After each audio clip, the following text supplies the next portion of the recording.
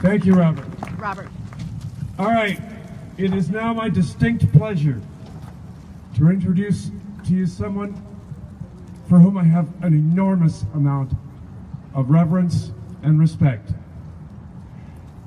In 1977, there really wasn't a transgender community.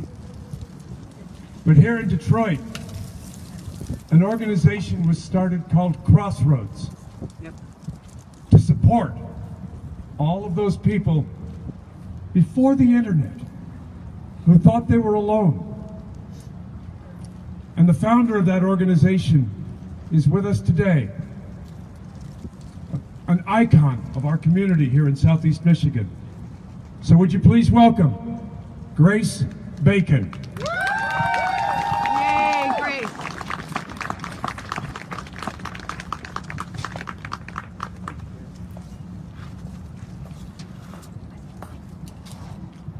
I was going to start off by singing a verse of the first verse of If I Had a Hammer. But my voice woke up this morning and said, you're not doing that. So I'm going to spare you the misery right now.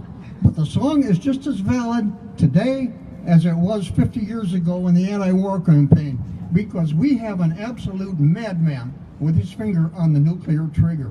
And if that doesn't scare you, you're not paying attention. Yes. The Trump-Pence mob is trying to erase us from history, from our lives, from the people around us. And I take that very, very seriously. These people should not be allowed to continue. I've already voted, and there's not a single Republican that got a vote, my vote. Absentee ballot is the way to go. I've also voted for the Michigan Supreme Court for Sam Bagnosos and Megan Kavanaugh. They'll help us. They'll represent us.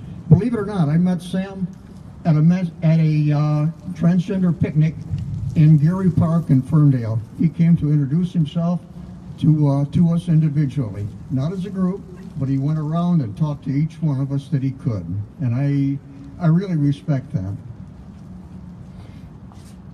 I am going to ask any one of you in the audience, I know you're going to be voting on Tuesday, but talk to your neighbors, offer them a ride, get everybody there we can. The more votes we have, the more chance we have of making our message clear and available to everyone.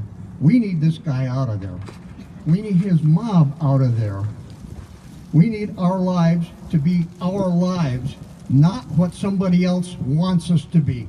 Not obliterated by this gang in Washington that's taken over illegally. They're doing illegal things in illegal ways, and they want us out of there.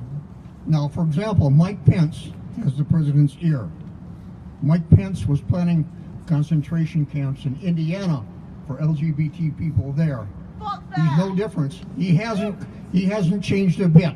Now he's got his wife campaigning for one of the people who want to kill the gays. And if that doesn't scare you, I don't know what should. There's a group in the western part of the country who's advocating for killing all the people that don't go along with their way.